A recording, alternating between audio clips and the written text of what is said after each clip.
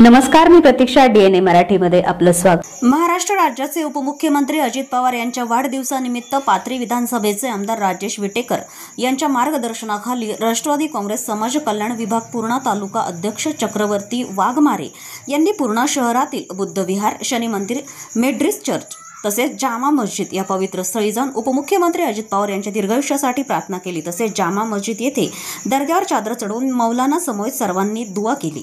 याचबरोबर शहरातील छत्रपती शिवाजी महाराज, डॉक्टर बाबासाहेब आंबेडकर आदी महामानवांच्या पुतळ्यास पुष्पहार अर्पण करून अभिवादन करण्यात आलं.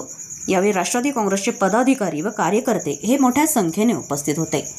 दादाच्या वाढदिवसानिमित्त आज आम्ही प्रथमतः बुद्धविहारामध्ये त्यांच्या सुखी मंगलसाठी आम्ही तिथं वंदना घेतली. त्यानंतर ख्रिश्चन मेथडिस्ट चर्च या ठिकाणी फादरनी आम्हाला दादांच्या सुखी पुढील आयुष्यासाठी शुभेच्छा फादरनी सुद्धा दिल्या.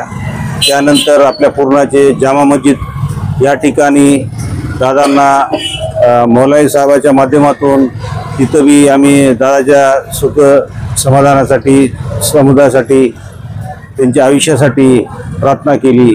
आणि शनी मंदिरामध्ये सुद्धा आम्ही त्यांचा दादाच्या आयुष्य सुखी राहावं म्हणून आम्ही त्या ठिकाणी सुद्धा अभिषेक केला. आणि आज बऱ्याचशा ठिकाणी आम्ही दादाच्या आयुष्य वाढो यासाठी आम्ही अतिशय कार्यक्रम घेतला. आणि शिवाजी महाराजच्या पुतळ्याला सुद्धा हार घालून तिकडे घोषणाबाजी केली.